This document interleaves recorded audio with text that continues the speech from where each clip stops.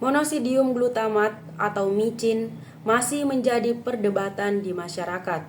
Banyak yang beranggapan bahwa MSG dapat menyebabkan efek negatif pada kesehatan seperti kelebihan berat badan, kanker, dan disebut sebagai penyebab kebodohan. Namun, Badan Pengawas Obat dan Makanan atau BPOM dan lembaga internasional menyatakan bahwa MSG aman dikonsumsi dalam jumlah yang sesuai. Ahli gizi klinik Dr. Yohan Samudra menjelaskan bahwa penggunaan MSG dalam makanan memiliki manfaat seperti meningkatkan nafsu makan dan membantu diet rendah garam.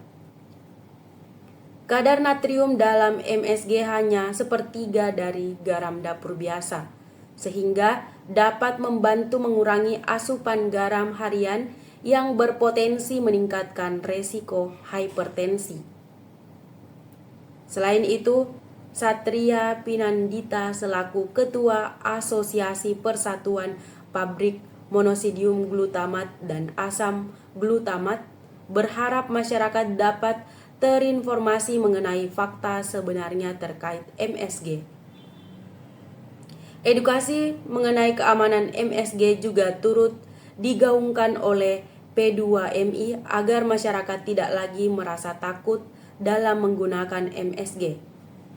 Dengan mengontrol asupan gula, garam, dan lemak, masyarakat dapat menerapkan gaya hidup sehat dan dianjurkan oleh Kementerian Kesehatan Republik Indonesia. Bidang kesehatan tulang adalah fondasi penting bagi tubuh, baik untuk orang dewasa maupun anak-anak. Namun, defisiensi kalsium serta nutrisi pendukung lain masih menjadi kesulitan yang mana signifikan pada Indonesia. Data menunjukkan banyak orang dewasa juga anak-anak Indonesia belum memenuhi permintaan kalsium harian yang disarankan, yang mana berdampak buruk pada kondisi tubuh tulang. Rendahnya asupan kalsium disebabkan oleh kurangnya edukasi serta pola makan yang mana tak seimbang.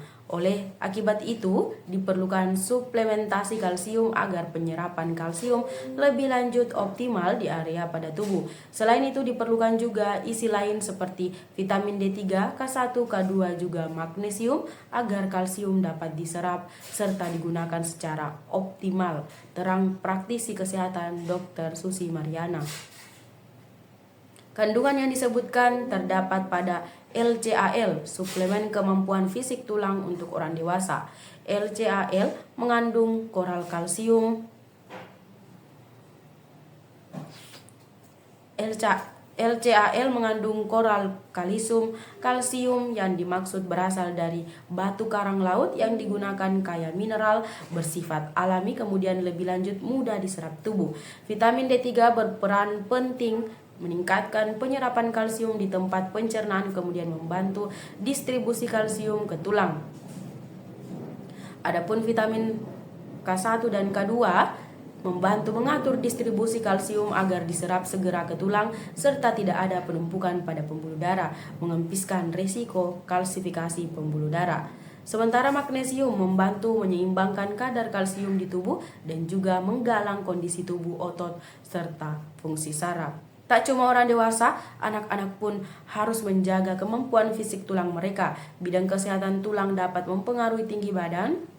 Oleh sebab itu, lempeng peningkatan atau epifisis yang tersebut ada pada ujung tulang panjang menunjukkan tinggi badan manusia.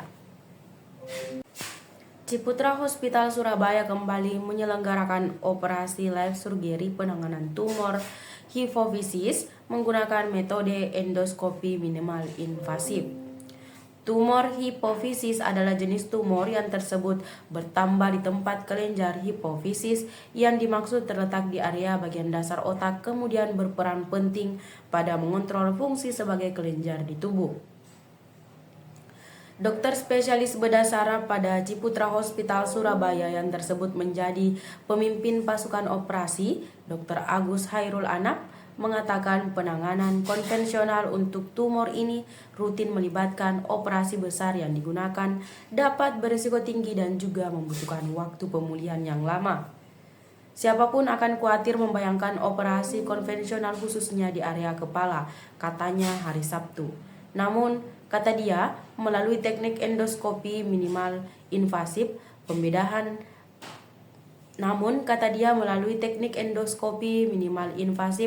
pembedahan dapat diadakan dengan sayatan kecil, menurunkan resiko komplikasi, mempercepat proses pemulihan pasien, juga menciptakan hasil klinis yang tersebut lebih besar baik.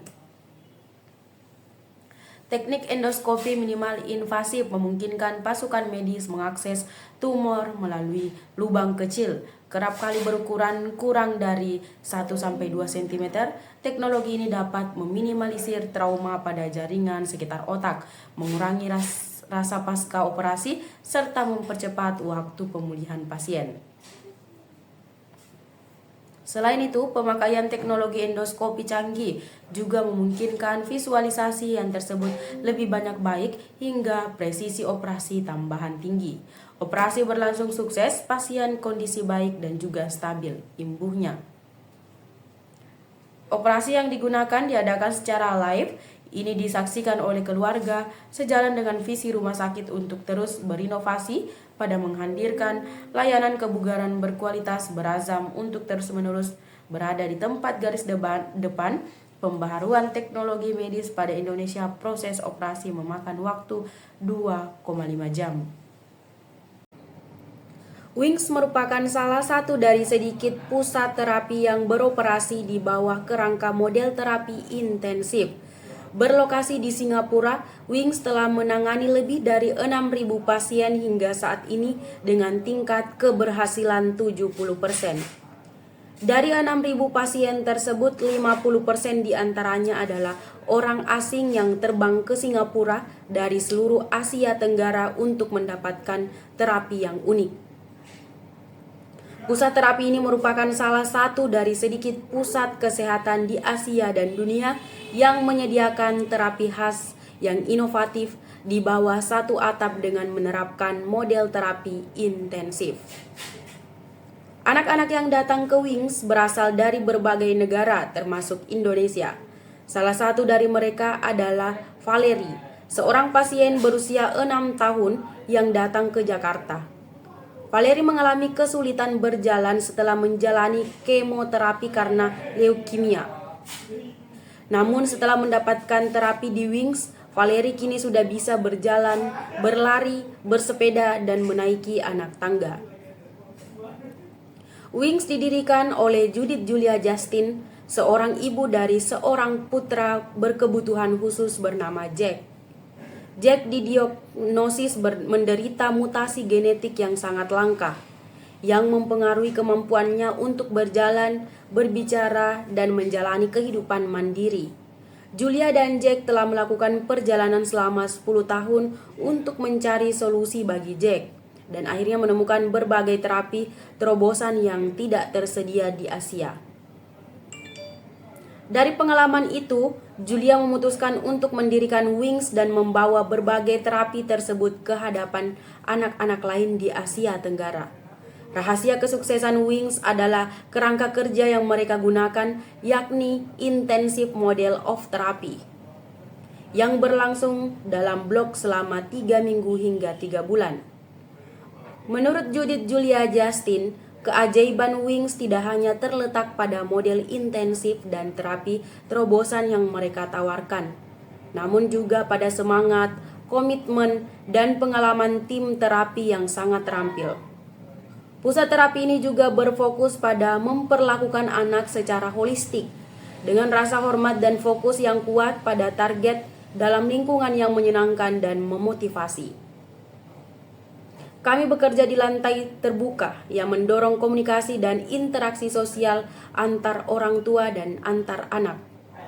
Pusat kami benar-benar merupakan tempat tumbuhnya harapan dan membangkitkan semangat keluarga berkebutuhan khusus.